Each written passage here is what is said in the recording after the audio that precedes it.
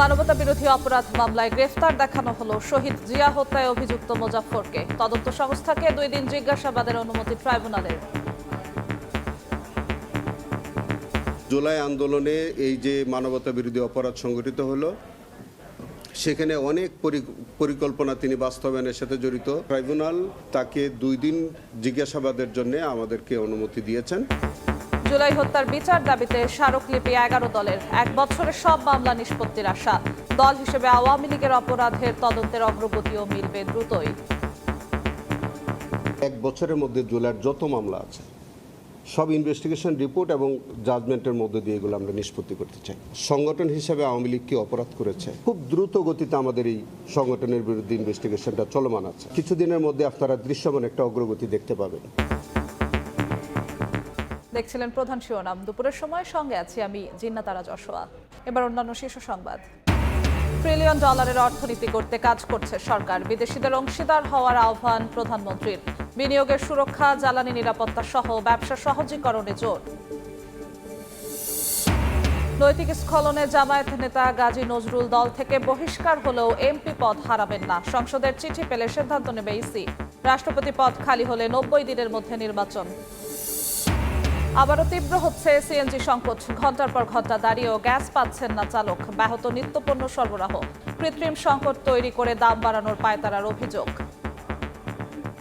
লাইনে ছিলাম 6 ঘন্টা। পাম্প থেকে বলতেছে যে গ্যাস নাই। সারা ঘুমাই নাই। সারাদিনই তো পাম্পে আজকে বসে রইলাম।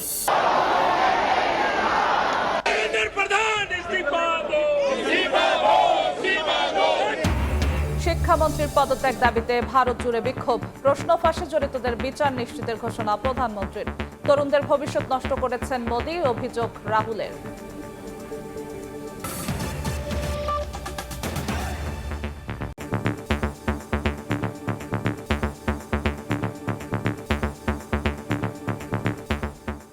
মানবতা বিরোধী অপরাধের মামলায় গ্রেফতার দেখানো হলো শহীদ রাষ্ট্রপতি জিয়াউর রহমান হত্যাকাণ্ডে অভিযুক্ত মোজাফফর হোসেনকে। প্রসিকিউশনের আবেদনের প্রেক্ষিতে তদন্ত সংস্থাকে 2 দিন জিজ্ঞাসাবাদের অনুমতিও দিয়েছেন আন্তর্জাতিক অপরাধ ট্রাইব্যুনাল। জিজ্ঞাসাবাদে আরও চমকপ্রদ তথ্য পাওয়া যাবে বলে মনে করছে প্রসিকিউশন। অবশেষে প্রকাশ্যে আনা হলো বিএনপির প্রতিষ্ঠাতা ও সাবেক রাষ্ট্রপতি জিয়াউর রহমান হত্যাকাণ্ডের আসামি মোজাফফর হোসেনকে। বৃহস্পতিবার সকালে আন্তর্জাতিক অপরাধ ট্রাইব্যুনালের পরোয়ানায় ট্রাইব্যুনালে হাজির করা হয় তাকে। বৃহস্পতিবার প্রসিকিউশন মোজাফফরকে গ্রেফতার দেখানোর আবেদন করলে আন্তর্জাতিক অপরাধ ট্রাইব্যুনাল 2 আবেদন মঞ্জুর করেন। পরে তাকে মানবতা বিরোধী অপরাধের মামলায় গ্রেফতার দেখানো হয়। সেই সাথে জিজ্ঞাসাবাদেরও অনুমতি দেন ট্রাইব্যুনাল। ট্রাইব্যুনাল তাকে 2 দিন জিজ্ঞাসাবাদের জন্য আমাদেরকে অনুমতি দিয়েছেন।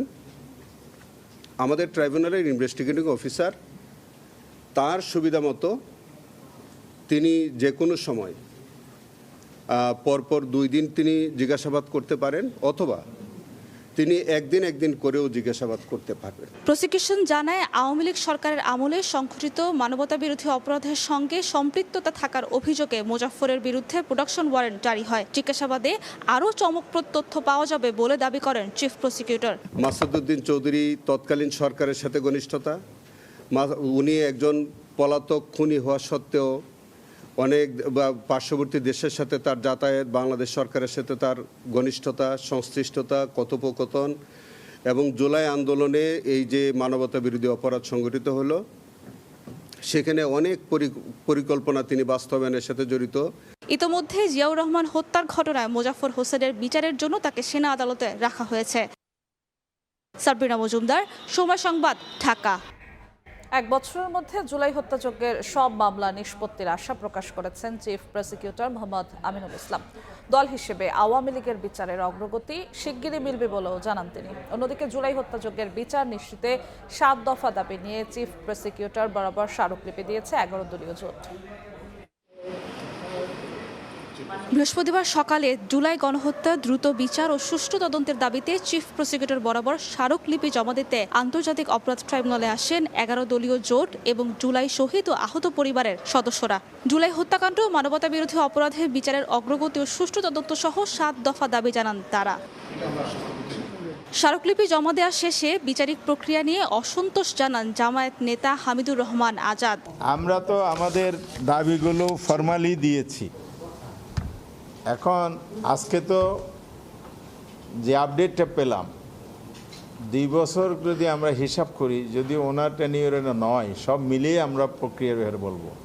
আমরা তো নির্দিষ্ট করে ওনার কাছে ওনার কার্যক্রম নিয়ে স্যাটিসফাইড হতে চাই না, আমরা টোটাল কার্যক্রমের উপর একটা মন্তব্য এবং মূল্যায়ন করতে চাই। তো 2 বছরের ব্যবধানে যা হয়ে গেছে এটাকে আমরা বলতে পারি একটা পর্যায়ে এসেছে, কিন্তু এটা জনগণের স্যাটিসফ্যাকশনের লেভেলটা, প্রত্যাশার জায়গাটা, সন্তুষ্টি এবং প্রত্যাশার জায়গাটা আরও হাই। এ সময় 1 বছরের মধ্যে জুলাই হত্যাকাণ্ডের সব মামলা নিষ্পত্তির আশ্বাস দেন চিফ প্রসিকিউটর। দল হিসেবে আওয়ামী লীগের বিচারে দৃশ্যমান অগ্রগতি দ্রুতই দেখা যাবে বলেও জানান তিনি। আমি 1 বছরের মধ্যে জুলাইয়ের যত মামলা আছে সব ইনভেস্টিগেশন রিপোর্ট এবং জাজমেন্টের মধ্যে দিয়ে এগুলো আমরা নিষ্পত্তি করতে চাই। সংগঠন হিসেবে আওয়ামী লীগ কি অপরাধ করেছে সেটা যখন আমার কাছে ছিল, আমার প্রিডিসেসরের কাছে ছিল, আমি আসার পর এটাকে এক্সপাইরেট করেছি। খুব দ্রুত গতিতে আমাদের এই সংগঠনের বিরুদ্ধে ইনভেস্টিগেশনটা চলমান আছে এবং আপনি কিছুদিনের মধ্যে আপনারা দৃশ্যমান একটা অগ্রগতি দেখতে পাবেন। সোমবার শাপলা হত্যাযজ্ঞ এবং আগামী সপ্তাহে জুলাই আন্দোলনে ঢাকা বিশ্ববিদ্যালয়ের হামলা মামলার চার্জশিট দাখিল করা হবে বলেও জানান চিফ প্রসিকিউটর। সাবরিনা মজুমদার, সময় সংবাদ, ঢাকা। এই মুহূর্তে আন্তর্জাতিক অপরাধ ট্রাইব্যুনালে আছেন সহকর্মী সাবরিনা মজুমদার, সরাসরি যাচ্ছি তার কাছে। সাবরিনা, সকাল থেকেই ট্রাইব্যুনালে নিরাপত্তা চাদরে ঘেরা ছিল শুধুমাত্র একজনের জন্য।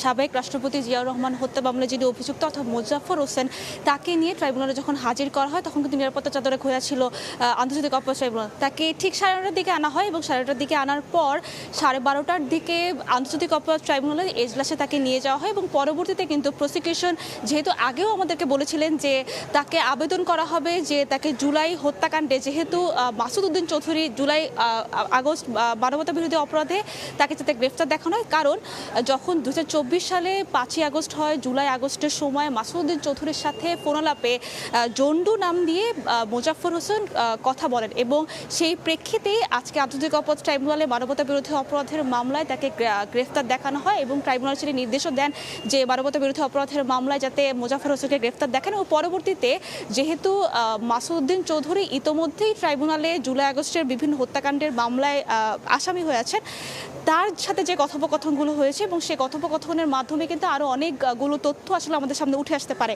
সেই তথ্যের জন্য জিজ্ঞাসাবাদেরও অনুমতি চান ট্রাইব্যুনালে প্রসিকিউশন।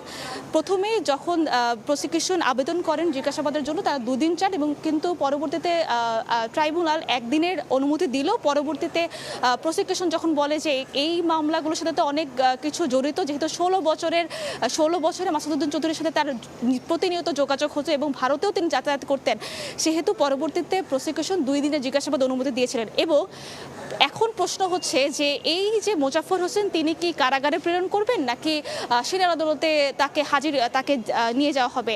পরে চিফ প্রসিকিউটর আমাদেরকে যেটি পুরোপুরি বলে দিয়েছেন, যেহেতু তিনি ইতোমধ্যে সাবেক রাষ্ট্রপতি জিয়াউর রহমানের মামলায় তার একটি বিচার চলছে, সেহেতু তাকে এখন এখান থেকে সেনা আদালতে নিয়ে যাওয়া হবে এবং যখন জিজ্ঞাসাবাদ দেওয়া হবে তখন তাকে আবার ওখান থেকে তদন্ত সংস্থায় নেওয়া হবে।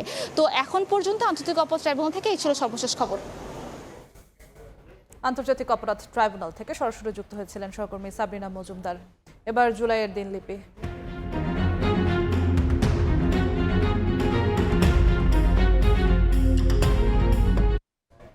24-এর 23 জুলাই আন্দোলন দমাতে কূটনৈতিক তৎপরতা শুরু করে সরকার, যার অংশ হিসেবে রাষ্ট্রদূতদের নির্দেশনা দেওয়া হয়েছে উল্লেখ করে তৎকালীন পররাষ্ট্রমন্ত্রী হাসান মাহমুদ বলেন, এর মাধ্যমে বিদেশে অপপ্রচার বন্ধ করা হবে। অন্যদিকে 4 দফা দাবি পূরণে সরকারকে আবারও 48 ঘন্টার আলটিমেটাম দেয় বৈষম্য বিরোধী ছাত্র আন্দোলন। রক্তাক্ত জুলাইয়ের এই দিনের ঘটনা প্রবাহ তুলে ধরছেন মাইমুনা হায়দার চৌধুরী।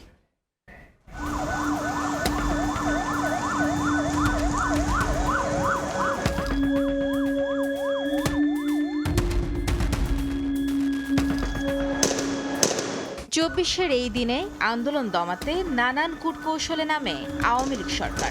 বিভিন্নভাবে বিদেশি মিশনগুলোকে ভুল বার্তা দিতে থাকে তখনকার পররাষ্ট্র মন্ত্রণালয়। ঘটনার ভিন্ন বয়ান হাজির করে তারা।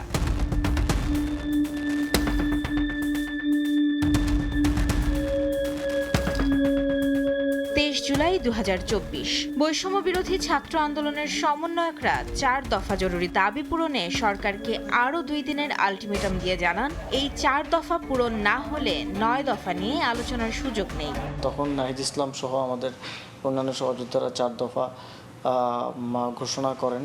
4টা দফা তারা দেন হচ্ছে সেই সময়কার যে বাস্তবতা, ওই বাস্তবতার নিরিখে, যেটা পরবর্তীতে অফিসিয়ালি 9 দফা হিসেবে সামনে আসে। এদিকে 18 জুলাই থেকে নিখোঁজ 3 সমন্বয়ক ও ঢাকা বিশ্ববিদ্যালয়ের ছাত্র আসিফ মাহমুদ, আবু বাকের মজুমদার ও রশিদুল ইসলাম রিফাতের সন্ধান চাওয়া হয়। জানতে পেরেছিলাম যে আমার লোকেশনটা ট্রেস হয়েছে। সাদা পোশাকের হলো গিয়া পুলিশ বা ডিবি যাই হোক কেন আইন শৃঙ্খলা বাহিনীর সদস্য, তারা আমাকে তাড়া করে। অল্পের জন্য আসলে বেঁচেছিলাম। বাকি দুজন যারা ছিল, আবু বাকের মজুমদার এবং আসিফ মাহমুদ, দুজন তখন গুমের মাঝে ছিল।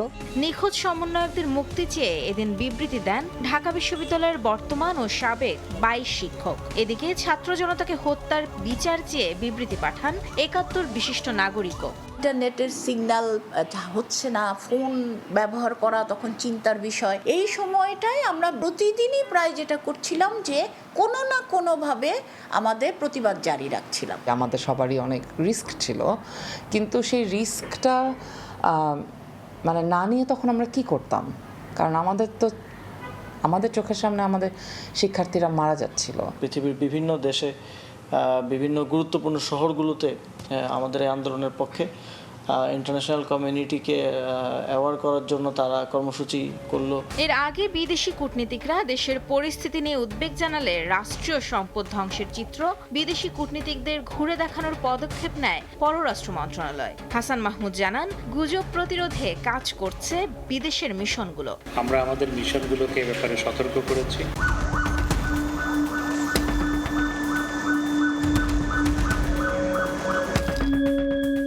এদিকে শিক্ষার্থীদের দমাতে গণহারে গ্রেফতার ও মামলা দিতে থাকে আইন শৃঙ্খলা বাহিনী। 22 জুলাই একদিনেই সারা দেশে বিভিন্ন থানায় 38 মামলায় গ্রেফতার দেখানো হয় 1117 জনকে।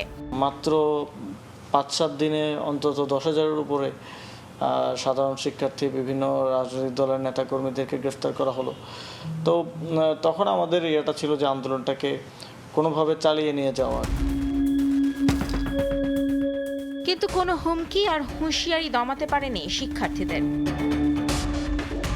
কূটনৈতিক তৎপরতার মাধ্যমে সত্যকে আড়াল করা কিংবা গণগ্রেফতারের ভয় দেখিয়ে আন্দোলন দমনের চেষ্টা, কোনো চেষ্টাই তখন সফল হয়নি তৎকালীন সরকারের। বরঞ্চ 23 জুলাই দেয়া 48 ঘন্টার আলটিমেটাম প্রমাণ করে দাবি আদায় না হওয়া পর্যন্ত কিছুতেই রাজপথ ছাড়বে না এই অদম্য প্রজন্ম। মাইমুনা হায়দার চৌধুরী, সময় সংবাদ, ঢাকা। 2034 সালের মধ্যে দেশের অর্থনীতি $1 ট্রিলিয়ন উন্নীত করতে সরকার কাজ করছে বলে জানিয়েছেন প্রধানমন্ত্রী তারেক রহমান। বিনিয়োগ সুরক্ষা, জ্বালানি নিরাপত্তা সহ ব্যবসা সহজীকরণের কথাও জানান সরকার প্রধান। উন্নয়ন অগ্রগতিতে বিদেশি বিনিয়োগকারীদের শরিক হওয়ার আহ্বানও জানান প্রধানমন্ত্রী। অর্থনীতি পুনর্গঠন করে বিদেশি বিনিয়োগ, কর্মসংস্থান ও রিজার্ভ বাড়ানোর নির্বাচনী প্রতিশ্রুতি দিয়েছিল বিএনপি। সরকার গঠনের পর অর্থনীতি ঢেলে সাজানো সহ ব্যবসা বান্ধব পরিবেশ নিশ্চিতে বিভিন্ন উদ্যোগ নিয়ে এগোচ্ছে তারেক রহমানের সরকার। সকালে রাজধানীর চীন মৈত্রী সম্মেলন কেন্দ্রে foreign investors chamber of commerce and industry FICCI আয়োজিত আন্তর্জাতিক সম্মেলনে যোগ দেন প্রধানমন্ত্রী। সরকার প্রধান এ সময় বলেন, ব্যবসার সাফল্য অনেকাংশে নির্ভরশীল সরকারের নীতিমালার উপর। তাই দেশি বিদেশি ব্যবসায়ী ও বিনিয়োগকারীদের পাশে থাকার অঙ্গীকার পুনর্ব্যক্ত করেন Tarique Rahman. We are modernizing our legal and regulatory framework, strengthening investor protection, improving dispute resolution, simplifying tax and VAT administration, and making it easier. নানাবিধ চ্যালেঞ্জের মধ্যেও বিনিয়োগকারীদের স্বাচ্ছন্দ্যে ব্যবসা সম্প্রসারণে নির্বাচিত সরকার কাজ করছে বলে জানান সরকার প্রধান। বলেন, সরকার সব সময় ব্যবসায়ী ও উদ্যোক্তাদের পাশে রয়েছে। Bangladesh has many challenges, but it also has remarkable strengths. We have a large and fast-growing domestic market. Our government has completed 5 months in office, but our policy preparation began long before the election. দেশকে $1 trillion অর্থনীতিতে উন্নীত করতে দেশি বিদেশি ব্যবসায়ীদের বাংলাদেশে বিনিয়োগের আহ্বান জানান প্রধানমন্ত্রী। We are improving ports, logistics, infrastructure, and energy security while encouraging greater investment in renewable energy. Our government is determined to build a $1 trillion economy by 2034. এর আগে সম্মেলন কেন্দ্রের পাশে দেশি বিদেশি বিভিন্ন ব্যবসা প্রতিষ্ঠানের স্টল পরিদর্শন করেন প্রধানমন্ত্রী তারেক রহমান। আহমেদ সালেহীন, সময় সংবাদ, ঢাকা। গ্রামীণ এলাকায় চিকিৎসকের সংকট দূর করে মানসম্মত সেবা নিশ্চিতের তাগিদ দিয়েছেন ডাক্তার জুবাইদা রহমান। বলেন, পরিস্থিতি উন্নয়নে সংশ্লিষ্টদের আরও সজাগ থাকতে হবে। হলি ফ্যামিলি রেড ক্রিসেন্ট মেডিকেল কলেজে একই অনুষ্ঠানে সমাজ কল্যাণমন্ত্রী বলেন, সেবার মান অক্ষুণ্ণ রেখে অতীতের সুনাম ফেরাতে হবে প্রতিষ্ঠানটিকে। রাজধানীর holy family red crescent medical college চিকিৎসাবিদ্যার প্রতিষ্ঠানটির বার্ষিক সাংস্কৃতিক অনুষ্ঠান ও কৃতি সম্মাননার আয়োজনে যোগ দেন ডাক্তার জুবাইদা রহমান। উপস্থিত ছিলেন সমাজ কল্যাণ মন্ত্রী অধ্যাপক ডাক্তার AZM জাহিদ হোসেন। অনুষ্ঠানে শিক্ষাক্ষেত্রে কৃতিত্ব অর্জন করা শিক্ষার্থীদের সম্মাননা তুলে দেওয়া হয়। এ সময় হাসপাতালটির সেবার মান অক্ষুণ্ণ রেখে অতীতের সুনাম ফেরাতে সংশ্লিষ্টদের আহ্বান জানান সমাজ কল্যাণমন্ত্রী। এখানকার সার্ভিস, এখানকার ক্লিনলিনেস, এখানকার চিকিৎসকদের যোগ্যতা, অভিজ্ঞতা এবং দক্ষতা এমন একটি পর্যায়ে ছিল যেটি সরকারি অনেক মেডিকেল কলেজ, সরকারি অনেক পোস্ট গ্রাজুয়েট ইনস্টিটিউশনে ওই সময় ছিল না। আমরা যারা চিকিৎসক, আমরা যারা স্বাস্থ্যকর্মী, যে পর্যায়েরই হই না কেন, আমাদের দায়িত্ব রয়েছে এটার যে গুণগত মান ছিল সেটি পুনরুদ্ধার করা, সেটিকে আরো শানিত করা। ডাক্তার জুবাইদা বলেন, গ্রামীণ এলাকায় চিকিৎসকদের সংকট দূর করে মানসম্মত সেবা নিশ্চিত করতে সংশ্লিষ্টদের সজাগ থাকার আহ্বান জানান তিনি। চিকিৎসা এখনো দারিদ্র্যের অন্যতম কারণ। আমাদের দেশে গ্রামাঞ্চলে চিকিৎসকের অভাবে গ্রামবাসীরা সঠিক সময়ে চিকিৎসা থেকে বঞ্চিত হন। কিন্তু দেশবাসীকে সেবার লক্ষ্য নিয়ে এগিয়ে গেলে নিশ্চয়ই এই সমস্যারও সমাধান আছে। নিজেদের শ্রম, অধ্যবসায় ও দেশপ্রেমের মাধ্যমে সবার কাঙ্ক্ষিত চিকিৎসা ব্যবস্থা গড়ে তুলতে চিকিৎসকদের প্রতি আহ্বান জানান ডাক্তার জুবাইদা রহমান। সকলের কাঙ্ক্ষিত চিকিৎসা ব্যবস্থা। তানভীর হাসান মেঘ, সময় সংবাদ, ঢাকা। জাতীয় রোডম্যাপ বাস্তবায়নের মাধ্যমে আগামী 5 বছরের মধ্যে দেশে ছানিজনিত অন্ধত্ব কমানো সম্ভব হবে বলে মনে করেন স্বাস্থ্য প্রতিমন্ত্রী ডাক্তার এম এ মুহিত। সকালে রাজধানীর জাতীয় চক্ষু বিজ্ঞান ইনস্টিটিউট ও হাসপাতালে কর্মশালায় তিনি জানান, জেলা পর্যায়ে হাসপাতালগুলোর চক্ষু সেবার সক্ষমতা মূল্যায়ন করে জনবল নিয়োগ দেওয়া হবে। বলেন, ডায়াবেটিক রেটিনোপ্যাথি সহ চোখের বিভিন্ন রোগ শনাক্তে এআই ভিত্তিক স্ক্রিনিং ব্যবস্থা চালুর পরিকল্পনাও রয়েছে। আধুনিক প্রযুক্তি নির্ভর চক্ষু সেবা দেশের প্রান্তিক মানুষের দোরগোড়ায় পৌঁছে দিতে সরকার কাজ করছে বলেও জানান প্রতিমন্ত্রী। আলোচনার মাধ্যমে আরো ডেভেলপ করে ন্যাশনাল আই কেয়ার ইনিশিয়েটিভ নেব আমাদের সরকারের পক্ষ থেকে, যেখানে মূলত আমরা এই কাজগুলোই করতে চাচ্ছি। রিফ্র্যাক্টিভ এরর নিয়ে কাজ করতে চাচ্ছি, ক্যাটারাক্ট নিয়ে করতে চাচ্ছি, ডায়াবেটিক রেটিনোপ্যাথি নিয়ে করতে চাচ্ছি অ্যাজ এ প্রায়োরিটি। দেন এগুলোর সঙ্গে অন্যান্য গ্লকোমা সহ বিষয়গুলো আসবে। এই সেক্টরটা একদিনে চেঞ্জ হবে না, বা একদিনে আমরা যে কোয়ালিটি, যে ভলিউমে যেতে চাই সেটা ঘটবে না। ফরচুনেটলি আমাদের ম্যান্ডেট 5 বছরের জন্য, সো আমরা এটাকেও একটা 5 ইয়ার পার্সপেক্টিভে ইনিশিয়ালি দেখব। দল বহিষ্কার করলেও নৈতিক স্খলনজনিত কারণে সংসদ সদস্য পদ হারানোর আইনি ভিত্তি নেই। কেবল দণ্ডিত হলেই সরাসরি ব্যবস্থা নিতে পারবে ইসি। তবে সংসদ থেকে চিঠি পেলে সাতক্ষীরা 4 আসনের জামায়াতের এমপি গাজী নজরুল ইসলামের বিষয়ে পর্যালোচনা করে সিদ্ধান্ত নেবে কমিশন। নির্বাচন ভবনে সাংবাদিকদের একথা জানান কমিশনার আব্দুর রহমান এল মাসুদ। এক তরুণীর সঙ্গে সাতক্ষীরা 4 আসনের জামায়াত এমপি গাজী নজরুল ইসলামের ভিডিও কাণ্ড সামাজিক মাধ্যমে ছড়িয়ে পড়লেই রাজনৈতিক অঙ্গনে ওঠে সমালোচনার ঝড়। শুরুতে এই ভিডিও এআই দিয়ে তৈরি বলে দাবি করে জামায়াত সংশ্লিষ্ট বিভিন্ন মহল। পরে সামাজিক যোগাযোগ মাধ্যমে এই তরুণীকে নিজের দ্বিতীয় স্ত্রী হিসেবে দাবি করেন জামায়াতের এই এমপি। বিয়ের কাবিননামা ও তরুণীর বায়োডাটাও অসঙ্গতির অভিযোগ ওঠে। নৈতিক স্খলনের দায়ে তার সংসদ সদস্যপদ বাতিলের দাবিতে বিক্ষোভ করেন তার নির্বাচনী এলাকার অনেক মানুষ। নৈতিক স্খলনের প্রমাণ মেলায় বুধবার গাজী নজরুল ইসলামকে দল থেকে বহিষ্কার করে জামায়াত। দল থেকে বহিষ্কারের পর গাজী নজরুল ইসলাম এমপির পদ হারাবেন কিনা এমন প্রশ্নের জবাব দেন নির্বাচন কমিশনার আব্দুর রহমান এল মাসুদ। জানান, নৈতিক স্খলনজনিত কারণে রাজনৈতিক দল থেকে বহিষ্কার করলেও অভিযুক্ত সংসদ সদস্যের পদ বাতিলের এখতিয়ার আইনে নেই। সংসদ থেকে চিঠি পেলে তবেই আইনি ব্যবস্থা নিতে পারবে ইসি। আর্টিকেল 70 হচ্ছে পার্টি থেকে যদি পদত্যাগ করে তাহলে ওনার মেম্বারশিপ চলে যাবে। আর আরেকটা হলো সেটা নির্বাচন কমিশন সিদ্ধান্ত দিতে হবে, পার্লামেন্ট প্রেরণ করবে, নির্বাচন কমিশন এর উপর সিদ্ধান্ত দিতে হবে। আর যদি উনি পার্লামেন্ট থেকে মেম্বারশিপ থেকে পদত্যাগ করেন তাহলে 67 পদত্যাগ পার্লামেন্ট গ্রহণ করবে, ব্যবস্থা করবে, নির্বাচন কমিশনে আসার কোনো প্রশ্ন ওঠে না। এদিকে রাষ্ট্রপতি পদ খালি হলে আইন অনুযায়ী পরবর্তী 90 দিনের মধ্যে ইসি নির্বাচনের ব্যবস্থা করবে বলেও জানান এই কমিশনার। রাষ্ট্রপতি পদত্যাগ করবে কি করবে না এটা নির্বাচন কমিশনের কোনো বিষয় না। রাষ্ট্রপতির পদ যদি খালি হয় কোনো কারণে, সেটা পদত্যাগের মাধ্যমে হোক বা অন্যভাবেই হোক, তাহলে নির্বাচন কমিশন আইন অনুযায়ী পরবর্তী 90 দিনের মধ্যে নির্বাচনের ব্যবস্থা করবে।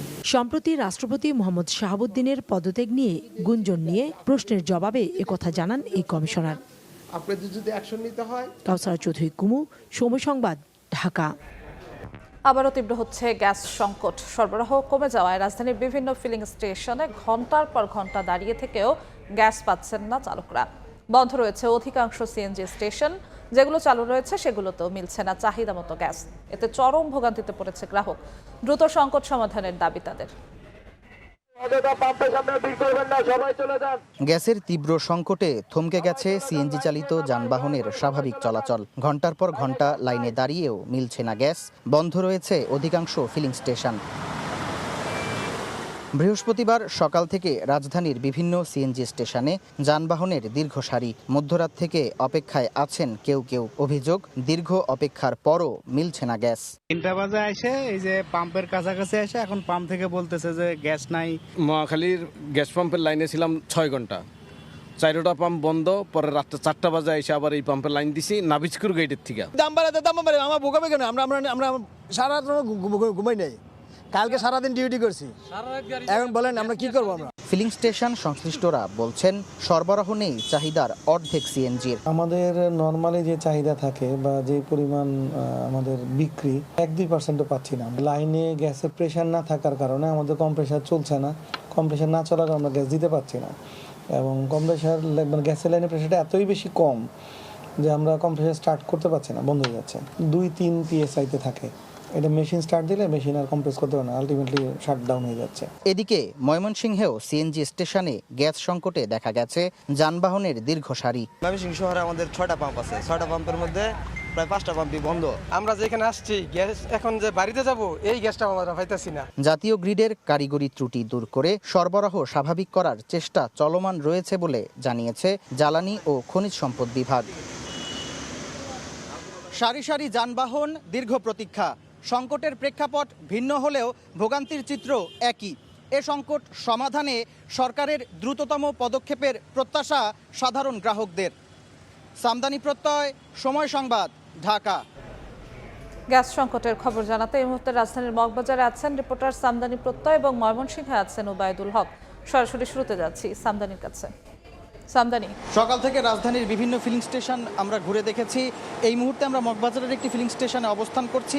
সকাল থেকে বিভিন্ন ফিলিং স্টেশন ঘুরে আমরা দেখেছি গ্যাসের সংকটে এখানে যারা চালক এবং যানবাহন সংশ্লিষ্ট রয়েছেন তাদের বেশ ভোগান্তি হচ্ছে, এবং তারা বলছে তেলের সংকটের সময় যে ভোগান্তি ছিল সেই ভোগান্তির প্রেক্ষাপট বদলালেও আসলে সেই সংকটের প্রেক্ষাপট বদলালেও আসলে ভোগান্তির প্রেক্ষাপটটি বদলায়নি, একই রকম ভোগান্তি রয়েছে। আজ সকাল থেকেই অধিকাংশ ফিলিং স্টেশন বন্ধ ছিল। যেসব ফিলিং স্টেশনে কিছুটা হলেও গ্যাস সরবরাহ করা হচ্ছে সেগুলো চাহিদার তুলনায় বেশ অপ্রতুল, কারণ এখানে যারা ফিলিং স্টেশন সংশ্লিষ্ট রয়েছেন তারা আমাদেরকে জানাচ্ছেন যে লাইনের যে সিএনজি গ্যাস, যেটি প্রাকৃতিক গ্যাস, সেই গ্যাসের যে চাপ, সেই চাপটি তারা ঠিকভাবে পাচ্ছেন না, অর্থাৎ ঠিকভাবে প্রেশার না পাওয়ার জন্য সিএনজি ডিসপেন্সারগুলো সঠিকভাবে কাজ করছে না, যার কারণে এখানে দীর্ঘ সময় অপেক্ষা করার পর যখন সংশ্লিষ্ট যানবাহনের চালক গ্যাস সংগ্রহ করতে আসছেন তখন তারা তাদের প্রত্যাশা মাফিক, তাদের চাহিদা মাফিক গ্যাস পাচ্ছেন না, যার কারণে অনেকেই সেই সকাল থেকে আবার অনেকে সেই মধ্যরাত থেকে অপেক্ষারত অবস্থায় থেকে যখন তারা গ্যাস নিতে আসছেন এবং চাহিদা মাফিক গ্যাস তারা পাচ্ছেন না,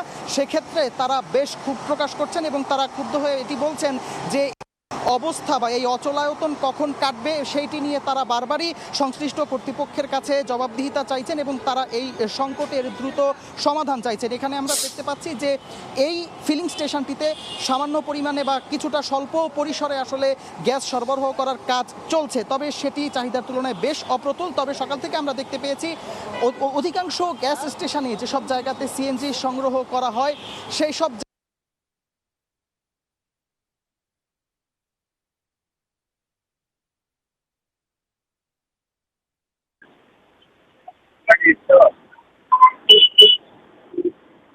ময়মনসিংহ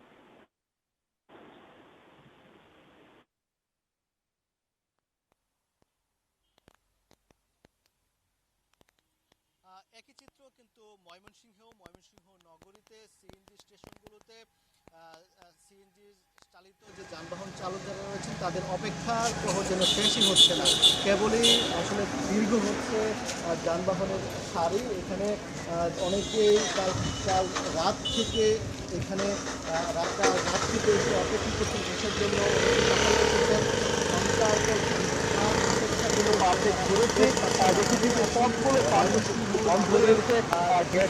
এলাকায় এখানে 6টি গ্যাস পাম্প রয়েছে। এখানে আমি সকাল থেকেই বিভিন্ন পাম্পে ঘুরেছি, দেখেছি যে সবগুলো পাম্পই কিন্তু বন্ধ রয়েছে গ্যাসের সরবরাহ না থাকায়। এখানে তারা যেটি বলছেন যে এই গ্যাস লাইনে গ্যাসের চাপ বা প্রেশার না থাকায় তারা আসলে যারা যানবাহন চালক রয়েছেন তাদেরকে এই গ্যাস দিতে পারছেন না, এবং এতে করে আসলে যারা যানবাহন চালক রয়েছেন তারা কিন্তু বিপাকে পড়েছেন। এবং যেহেতু ঘন্টার পর ঘন্টা এখানে তাদের কর্মঘণ্টা নষ্ট হচ্ছে, এতে করে তাদের যেহেতু তারা দৈনিক আয় করে থাকেন, দিনমজুর, তারা দিন আনেন দিন খান, এবং এতে করে কিন্তু তাদের যে আয় সেটি কিন্তু হচ্ছে না, এবং তারা যে এখন বাড়িতে যাবেন সেই অবস্থাও কিন্তু এই মুহূর্তে নেই, কারণ হচ্ছে তারা গ্যাসই পাচ্ছেন না। একেবারে এই পাম্পগুলোতে গ্যাস দেওয়াই বন্ধ রয়েছে, যার কারণে তারা একদিকে যেমন বাড়িতেও যেতে পারছেন না, তারা যে আয় করবেন এই যে যাত্রী পরিবহন করবেন সেটিও তারা করতে পারছেন না। এর জন্য তারা আসলে মালিকদের কি দিবেন এবং তারা এই পরিবারের ব্যয় কিভাবে সামলাবেন এই অবস্থায় আসলে ব্যাপক ক্ষোভ প্রকাশ করছে। তবে এখানে তিতাস গ্যাস কর্তৃপক্ষ বলেছে যে বিষয়টি সমাধানের চেষ্টা করা হচ্ছে। আরেকটি বিষয় জানিয়ে রাখি যে ময়মনসিংহ নগরীর বাসা বাড়িতেও কিন্তু যেসব গ্যাস রয়েছে সেই গ্যাসও কিন্তু পাওয়া যাচ্ছে না। তো এই ছিল আমার কাছে ময়মনসিংহ থেকে সবশেষ খবর। রাজধানীর মগবাজার এবং ময়মনসিংহ থেকে গ্যাস সংকটের খবর জানাচ্ছিলেন আমাদের সহকর্মীরা। বগুড়ায় পূর্ব শত্রুতার জেরে সাবেক ছাত্রদল নেতাকে কুপিয়ে হত্যা করেছে প্রতিপক্ষ। এ ঘটনায় এক নারীকে আটক করা হয়েছে, তবে পলাতক রয়েছে মূল হোতা। জড়িতদের ধরতে তদন্তে নেমেছে পুলিশ। শ্বশুরবাড়ির উঠোনে কুপিয়ে হত্যা করা হয় স্বেচ্ছাসেবক দল কর্মী সাগর মণ্ডলকে। দীর্ঘদিন ধরে চাচাতো ভাই জেলাদের সঙ্গে আধিপত্য জমি নিয়ে সাগরের বিরোধ চলছিল। এরই জেরে নিজগ্রাম বগুড়া সদর উপজেলার পাঁচবাড়িয়া ছেড়ে স্ত্রীকে নিয়ে শ্বশুরবাড়ির চালিতাবাড়ি গ্রামে বসবাস শুরু করেন। বুধবার রাতে বাড়ির উঠানে দাঁড়িয়েছিলেন সাগর। এ সময় জেলহাসের নেতৃত্বে 20 থেকে 25 জন ধারালো অস্ত্র নিয়ে তার উপরে হামলা চালায়। এলোপাতাড়ি কুপিয়ে তাকে জখম করা হয়। পরে স্বজনরা তাকে উদ্ধার করে শহীদ জিয়াউর রহমান মেডিকেল কলেজ হাসপাতালে নিয়ে গেলে মৃত ঘোষণা করেন চিকিৎসক। আমার ময়নাক যখন আমি অটো করে তুলে নিয়ে আসি তখনও 2 জন আমাকে পিছে পিছে আসছিল, আসে তারা মানিক চক হচ্ছে ওই শাওনের বাড়িতে গেল। আমার ছেলে চিনতে পারছে, আমার ছেলে মৃত্যুর আগে জবানবন্দি দিয়ে সে মারা গেছে। বিচার চাই, শাস্তি হোক, ফাঁসি চাই, ফাঁসি চাই। এই ঘটনায় শাপলা নামে এক নারীকে আটক করা হয়েছে। জড়িতদের আইনের আওতায় আনার কথা জানিয়েছে পুলিশ। এখন পর্যন্ত ভিকটিমের পরিবার বা ডিজিজের পরিবার আমার লিখিত অভিযোগ দেয়নি। অভিযোগ পেলে আমরা মামলা রেকর্ড করে এই বিষয়টা কী কারণ হয়েছে এটা খতিয়ে দেখে সর্বোচ্চ যারা এই ঘটনা করেছে তাদের সর্বোচ্চ আইনের আওতায় আনার জন্য আমরা সর্বোচ্চ চেষ্টা করব। নিহত সাগর মণ্ডল বগুড়া সদর উপজেলার শাখারিয়া ইউনিয়ন ছাত্র দলের সাবেক আহ্বায়ক ও স্বেচ্ছাসেবক দলের সক্রিয় কর্মী। আব্দুল আউয়াল, সময় সংবাদ, বগুড়া। খুলনা বিশ্ববিদ্যালয়ের ছাত্রী হলের ওয়াশরুমে ভিডিও ধারণের অভিযোগ উঠেছে ক্যান্টিন বয়ের বিরুদ্ধে। অভিযুক্তকে আটক করা হয়েছে। বুধবার রাতে বিষয়টি নজরে আসার পর ক্ষোভে ফুঁসছে শিক্ষার্থীরা। ক্লাস পরীক্ষা বর্জন করে বিক্ষোভ করছেন তারা। দিন কয়েকের মধ্যে আবারও উত্তাল খুলনা বিশ্ববিদ্যালয়। এবার অভিযোগ আরও গুরুতর। বিজয় 24 হলের নারী ওয়াশরুম থেকে উদ্ধার করা হয়েছে মোবাইল, সেখানে সংরক্ষিত বিভিন্ন ভিডিও। বুধবার রাতে বিষয়টি নজরে আসার পর ক্ষোভে ফুঁসে ওঠে পুরো ক্যাম্পাস। বৃহস্পতিবার সকাল থেকে বিশ্ববিদ্যালয়ের প্রশাসনিক ভবনে তালা ঝুলিয়ে ক্লাস পরীক্ষা সহ সব কার্যক্রম বন্ধ ঘোষণা করেছেন শিক্ষার্থীরা। বন্ধ করে দেওয়া হয়েছে প্রধান ফটক সহ বিভিন্ন পকেট গেটও। এদিকে শিক্ষার্থীদের অভিযোগ, যৌন হয়রানির বিষয়ে বরাবরই উদাসীন বিশ্ববিদ্যালয় কর্তৃপক্ষ। ফলে ধারাবাহিকভাবেই ঘটছে এমন সব ঘটনা। জড়িতদের বিচার ও দোষীদের শাস্তি নিশ্চিত না হওয়া পর্যন্ত ক্যাম্পাসের সকল কার্যক্রম বন্ধ থাকবে বলে জানান তারা। আর বরাবরের মতো তদন্ত করে ব্যবস্থা নেওয়ার আশ্বাস বিশ্ববিদ্যালয় প্রশাসনের। অভিযুক্ত ক্যান্টিন কর্মী ইমাম হাসানকে বুধবার রাতে আটক করা হয়েছে। এছাড়া সাম্প্রতিক সময়ে খুলনা বিশ্ববিদ্যালয়ের 2 জন শিক্ষকের বিরুদ্ধে শিক্ষার্থীদের যৌন হয়রানির অভিযোগ রয়েছে।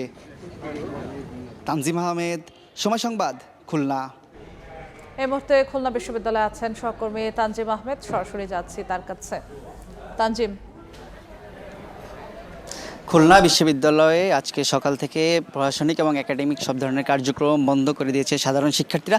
এর কারণ গতকাল রাতে সেখানে যে যৌন হয়রানির যে ঘটনা এবং তার ভিডিওর একটি ঘটনা ঘটে, অর্থাৎ নারী বিজয় 24 হলে যে ছাত্রীদের ওয়াশরুম রয়েছে সেখানে দীর্ঘ 6 মাসের বেশি সময় ধরে, এটি আসলে পরে জানা গিয়েছে, হলে যে ক্যান্টিন বয় ছিল ইমাম হাসান, সে মেয়েদের যে ওয়াশরুম সেখানে বিভিন্ন ভিডিও ধারণ করতো এবং তার শিক্ষার্থীদের অভিযোগ তার ফোনে 900 বেশি ভিডিও তারা পেয়েছে এবং এরপরে কিন্তু ক্ষোভে ফুঁসে ওঠে পুরো ক্যাম্পাস এবং এরপর থেকে বিভিন্নভাবে তারা তাদের যে দাবি জানিয়ে আসছে। খুলনা বিশ্ববিদ্যালয়ে কিন্তু এই ঘটনা একাধিকবার ঘটেছে এবং জড়িতদের বিরুদ্ধে উপযুক্ত শাস্তি হয় না বলে দাবি করেছে শিক্ষার্থীরা এবং এর কারণেই একই ঘটনার পুনরাবৃত্তি হচ্ছে। সকাল থেকে কিন্তু যে কার্যক্রম আমরা দেখেছি, প্রধান ফটক সহ বিভিন্ন পকেট গেটগুলোতে তালা ঝুলিয়ে দিয়েছে শিক্ষার্থীরা, প্রশাসনিক ভবনেও সেখানে তালা ঝুলছে এবং সেই জায়গা থেকে তারা বলছেন যতক্ষণ পর্যন্ত তাদের বিচার এবং জড়িতদের যথাযথ বিচার এবং উপযুক্ত শাস্তির আওতায় না আনা হবে ততক্ষণ পর্যন্ত তারা এই যে ক্লাস পরীক্ষা সেটি বর্জন করে তাদের যে কার্যক্রম সেটি অব্যাহত রাখবেন। এর অংশ হিসেবে কিন্তু এই যে হাদি চত্বর খুলনা বিশ্ববিদ্যালয়ে সেখানে শিক্ষার্থীরা জড়ো হচ্ছেন, এখানেও তাদের বিক্ষোভ সমাবেশ অনুষ্ঠিত হবে বলে আমরা জানতে পেরেছি। এর বাইরে বিশ্ববিদ্যালয় প্রশাসনের পক্ষ থেকেও কিন্তু বলা হয়েছে জড়িতের বিরুদ্ধে তাকে যথাযথ শাস্তির আওতায় আনা হবে, তবে তদন্ত করে বিষয়টি নিশ্চিত হওয়ার পরে তারা ব্যবস্থা নেবে। এই বক্তব্য নিয়েও কিন্তু ক্ষুব্ধ প্রতিক্রিয়া ব্যক্ত করেছে যে শিক্ষার্থীরা রয়েছে তারা বলছেন বরাবরই আশ্বাস দেওয়া হয়, তবে যে উপযুক্ত এবং যথাযথ বিচার না হওয়ার কারণে একই ঘটনার পুনরাবৃত্তি ঘটছে। শিক্ষার্থীরা আমাদেরকে বলছেন যে হল এবং হলটি তাদের আসলে দ্বিতীয় বাড়ি এবং এই বাড়ির মধ্যে থেকে, হলের মধ্যে থেকে তারা যদি নিরাপদে না থাকেন তাহলে আসলে তারা যাবেন কোথায় এবং এই নিরাপত্তা নিশ্চিতের জন্য যে ধরনের ব্যবস্থা সেই দাবি কিন্তু তাদের আবারও জোরালো হয়ে উঠেছে। তো খুলনা বিশ্ববিদ্যালয় থেকে যে ঘটনা আমার কাছে এই ছিল সর্বশেষ। সরাসরি যুক্ত ছিলাম খুলনা বিশ্ববিদ্যালয়ে। দুপুরের সময় আরও থাকছে। ট্রাম্পের হুমকির পর হরমুজ ও উপসাগরীয় অঞ্চলে ইরানের ব্যাপক হামলা, মধ্যপ্রাচ্যের তেল রপ্তানি আটকানোর হুঁশিয়ারি, লোহিত সাগরে সৌদি ট্যাঙ্কারে হাউথির আক্রমণ।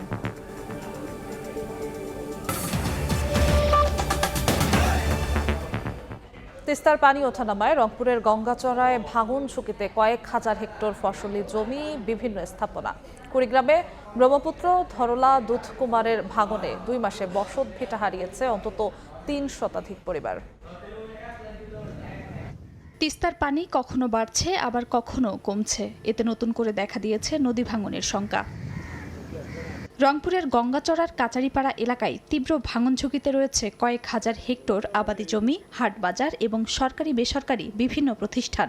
স্থানীয়দের অভিযোগ, জনপ্রতিনিধি, উপজেলা, জেলা প্রশাসন কিংবা পানি উন্নয়ন বোর্ড কেউই এখন পর্যন্ত কোনো খোঁজ নেয়নি তাদের। ভাঙন রোধে দ্রুত কার্যকর ব্যবস্থা নেওয়ার দাবি নদীপাড়ের বাসিন্দাদের। যখন বন্যা আসে তখন ওই যে নদীর কাছারে যে বাড়িগুলি আছে উঠলেও ঝুঁকিপূর্ণ হয়ে যায়। ওই পেছে ভাঙি এই পেয়ে আসছি আমরা, ভাঙি যায়, আমার যাওয়ার কোনো উপায় নেই। একটু আমাদের এখানে যে ব্লক দিচ্ছে, এই ব্লক এসছে, মনে করো যে ওখানে কাজ বেশি করা লাগবে। ওখানে হলো বালুমাটি, সামান্য একটা নদীর পানি যে স্রোত লাগলে ওখানে মনে করো যে বেশি ভাঙি শুরু হয়ে যায়। এদিকে তৃতীয় দফায় পানি বৃদ্ধিতে কুড়িগ্রামে তীব্র হয়ে উঠেছে ব্রহ্মপুত্র, ধরলা, তিস্তা ও দুধকুমারের ভাঙন। বিলীন হচ্ছে সদরের যাত্রাপুরের সরকারপাড়া, রাজারহাটের মণ্ডলপাড়া, চিলমারির রানীগঞ্জ, ফুলবাড়ী উপজেলার গোরখ মণ্ডল সহ অন্তত 50টির বেশি এলাকা। গত 2 মাসের ভাঙনে এসব এলাকায় বসতভিটা হারিয়েছেন অন্তত 3 শতাধিক পরিবার। হুমকিতে রয়েছে আরও হাজার হাজার পরিবার ও শত শত হেক্টর ফসলি জমি। আমাদের এইখানে এই যে বাড়ি ঘরদুয়ার আমরা ভাঙছি, কিন্তু থাকার মতো আমার কোনো নেই। মানুষের জমিতে নিয়ে যায় আমাদের কোনো মতে বাড়িটা রাখছি। গরিব মানুষ জামা কোটাই, নদীর বাঁধার ব্যবস্থা করা নাই। বৃষ্টি ও উজানের ঢলে জেলার প্রধান 4টি নদ নদীর 50টি পয়েন্টে ভাঙন দেখা দিয়েছে। এর মধ্যে 40টি পয়েন্টে জিওব্যাগ ফেলে ভাঙন রোধের চেষ্টা করছে স্থানীয় পানি উন্নয়ন বোর্ড। খাদিজা স্বপ্না, সময় সংবাদ। এবার বাণিজ্যের সংবাদ।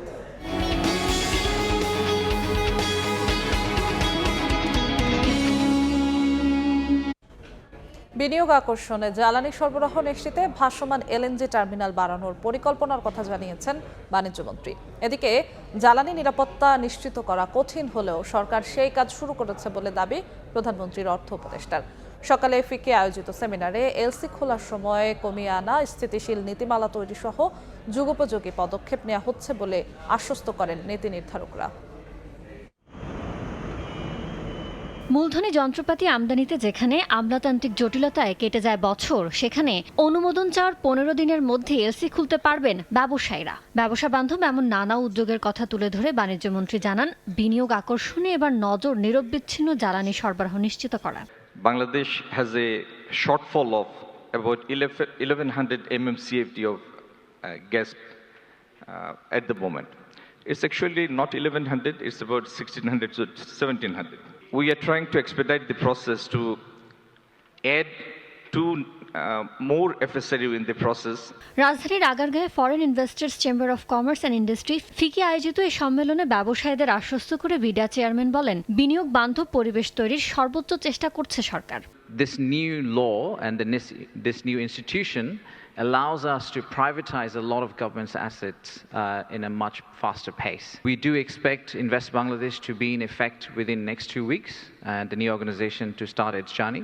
প্রধানমন্ত্রীর অর্থ উপদেষ্টা বলেন, উদ্যোক্তাদের চাহিদা অনুযায়ী দীর্ঘমেয়াদী নীতি কাঠামো তৈরি করা প্রয়োজন। বিনিয়োগ উৎসাহিত করতে জ্বালানি নিরাপত্তা নিশ্চিত করা সহ অন্যান্য সুবিধা দিতে সরকার বদ্ধপরিকর। That you can't have a energy secured environment when we have inherited a fragile economy. But look at the signals, look at the signs. We are heading towards energy security. শুধু তৈরি পোশাক নয়, ধাপে ধাপে ডিজিটাল ইকোনমি সহ বিভিন্ন খাতে বিদেশি বিনিয়োগের পরিবেশ তৈরি করা হচ্ছে বলেও সেমিনারে আশ্বস্ত করেন সরকারের নীতি নির্ধারকরা। Investments in not one sector, not in ready-made garments, not only in leather, not only in jute, but in the digital economy as well. ইয়ানু Shifat, সময় সংবাদ, ঢাকা। প্রশ্নপত্র ফাঁস ইস্যু ও শিক্ষামন্ত্রীর পদত্যাগের দাবিতে ভারত জুড়ে আন্দোলন আরও তীব্র আকার ধারণ করেছে। দিল্লির পাশাপাশি বিহার সহ বিভিন্ন রাজ্যে ছড়িয়ে পড়েছে বিক্ষোভ। প্রশ্ন ফাঁসের সঙ্গে জড়িতদের দ্রুত বিচার নিশ্চিতের ঘোষণা দিয়েছেন নরেন্দ্র মোদী। অন্যদিকে তরুণদের ভবিষ্যৎ নষ্ট করার জন্য প্রধানমন্ত্রী নরেন্দ্র মোদীর ওপরই দায় চাপিয়েছেন বিরোধী নেতা রাহুল গান্ধী। আন্দোলনের সমর্থন দিচ্ছেন বলিউড তারকারাও। প্রশ্নপত্র ফাঁস, পরীক্ষা ব্যবস্থায় অনিয়ম এবং কেন্দ্রীয় শিক্ষামন্ত্রী ধর্মেন্দ্র প্রধানের পদত্যাগের দাবিতে উত্তাল গোটা ভারত। দিল্লির বিক্ষোভ ছড়িয়ে পড়েছে পাঞ্জাব, বিহার, মহারাষ্ট্র সহ বিভিন্ন রাজ্যে। রাস্তায় নেমেছে লাখো শিক্ষার্থী। বৃহস্পতিবারও দিল্লির যন্তর মন্তরের অবস্থান নেয় ককরোচ জনতা পার্টির সমর্থকরা। তাদের ছত্রভঙ্গ করার চেষ্টা করে পুলিশ। সংগঠনটির প্রতিষ্ঠাতা অভিজিৎ দীপকে বিজেপি সমর্থকদের বিরুদ্ধে তাদের শান্তিপূর্ণ অবস্থানে প্রবেশ করে সহিংসতার অভিযোগ তোলেন। এদিনও পার্লামেন্টের বাইরে বিক্ষোভ করেন বিরোধীরা। চলমান আন্দোলনের মুখে নিজের ফেসবুক পেজে একটি পোস্ট করেন প্রধানমন্ত্রী নরেন্দ্র মোদী। লেখেন, যারা প্রশ্ন ফাঁস করে শিক্ষার্থীদের ভবিষ্যতের ক্ষতি করেছে তাদের বিরুদ্ধে কঠোর ব্যবস্থা নেওয়া হবে। প্রধানমন্ত্রী দায়সারা বিবৃতির তীব্র সমালোচনা করেছেন দেশটির বিরোধী দলীয় নেতা রাহুল গান্ধী। তরুণদের ভবিষ্যৎ নষ্টের জন্য মোদীকে দায়ী করে আবারও শিক্ষার্থীদের কাছে তাকে ক্ষমা চেতে বলেছেন এই কংগ্রেস নেতা। नेतागण यहाँ पर आए, उनकी बातों का इज्जत करते हुए अनशन आज ही तोड़ूंगा। এদিকে টানা 25 দিন ধরে অনশনে গুরুতর অসুস্থ পরিবেশ কর্মী সোনম ওয়াংচুক জানিয়েছেন, আন্দোলনকারী শিক্ষার্থীদের বিরুদ্ধে যেন কোনো ধরনের আইনি ও স্বাস্থ্যমূলক পদক্ষেপ না নেওয়া হয়। সরকারের পক্ষ থেকে এমন স্পষ্ট আশ্বাস পেলেই তিনি অনশন ভাঙবেন। मेरी नजर में छात्र आंदोलन শিক্ষার্থীদের এই অরাজনৈতিক আন্দোলন ভারত জুড়ে ব্যাপক সাড়া ফেলেছে। বলিউড তারকা সালমান খান, নাসিরুদ্দিন শাহ থেকে শুরু করে বিভিন্ন অঙ্গনের তারকারা সামাজিক যোগাযোগ মাধ্যমে শিক্ষার্থীদের সাহসী ও শান্তিপূর্ণ অবস্থানের প্রতি সমর্থন জানাচ্ছেন। অনেকে যন্তর মন্তরে গিয়ে তাদের প্রতি সংহতিও প্রকাশ করছেন। রাহানুল রানা, সময় সংবাদ।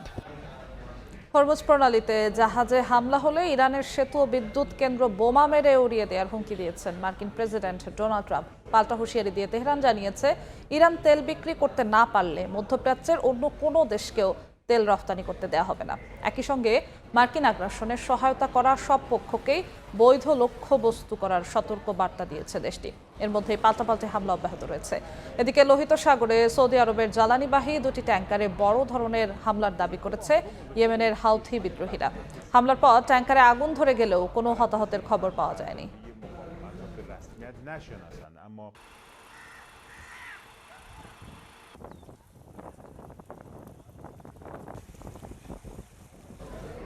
বিশ্বকাপ শেষ হলেও বিতর্ক থামেনি আর্জেন্টিনাকে ঘিরে। দলটির খেলোয়াড়দের বিরুদ্ধে ছড়িয়ে পড়া গুরুতর অভিযোগ ও বিভ্রান্তিকর তথ্যের জেরে এবার আইনি পদক্ষেপের কথা ভাবছে আর্জেন্টিনা ফুটবল অ্যাসোসিয়েশন। বিশ্বকাপ চলাকালীন এবং টুর্নামেন্ট শেষ হওয়ার পর সামাজিক যোগাযোগ মাধ্যম ও বিভিন্ন প্ল্যাটফর্মে আর্জেন্টিনার কয়েকজন খেলোয়াড়কে ঘিরে একের পর এক গুরুতর অভিযোগ ছড়িয়ে পড়ে।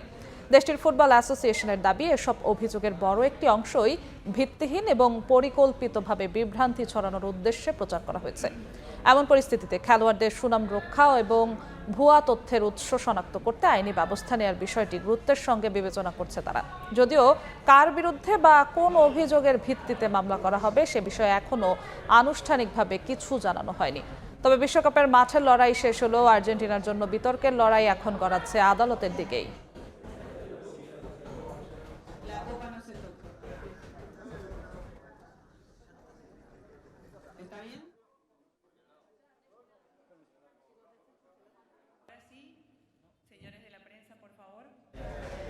শেষ হয়েছে ফিফা বিশ্বকাপের আসর। এবারের ফুটবল উৎসবের সুরে নাম আছে বাংলাদেশেরও।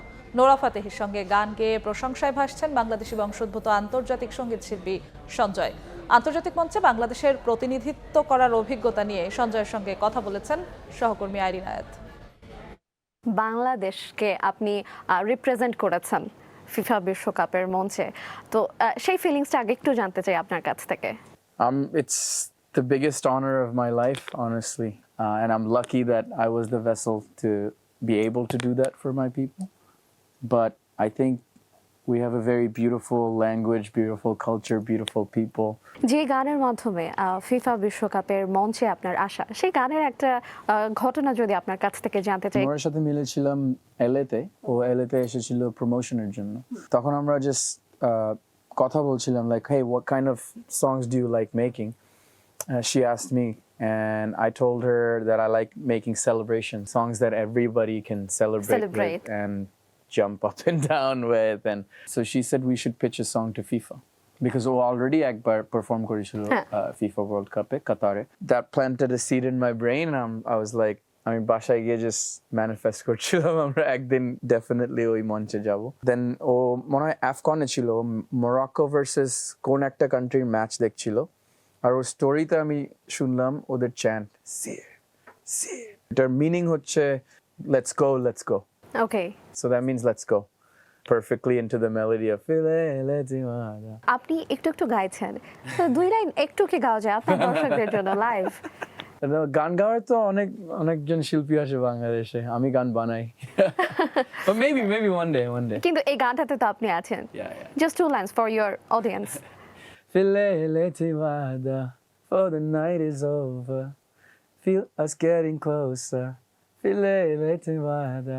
এটা আমরা কোথায় রেকর্ড করেছেন? 6টা জায়গায়, ডিফারেন্ট জায়গায় রেকর্ড করছি। আলাদা করে স্টুডিওতে গান রেকর্ড করা হয়নি, এরকম জাস্ট আপনি ওকে পাঠিয়েছেন ও আপনাকে পাঠিয়েছে, এরকম করে বিষয়টা হয়ে গিয়েছে? Or if we're in the same room together, she's right next to me, we just record. Yeah, it's fine. Thank you Sanjay, আপনাকে অনেক ধন্যবাদ আমাদেরকে সময় দেওয়ার জন্য। Thank you. এ পর্যায়ে শীর্ষ সংবাদগুলো জানিয়ে দিচ্ছি আরেকবার। মানবতা বিরোধী অপরাধ মামলায় গ্রেফতার শহীদ জিয়া হত্যায় অভিযুক্ত মোজাফফর, জিজ্ঞাসাবাদের অনুমতি ট্রাইব্যুনালের। 1 বছরে জুলাই হত্যার সব মামলা নিষ্পত্তির আশা। $1 ট্রিলিয়ন অর্থনীতি করতে কাজ করছে সরকার। বিদেশিদের অংশীদার হওয়ার আহ্বান প্রধানমন্ত্রীর। বিনিয়োগের সুরক্ষা, জ্বালানি নিরাপত্তা সহ ব্যবসা সহজীকরণে জোর।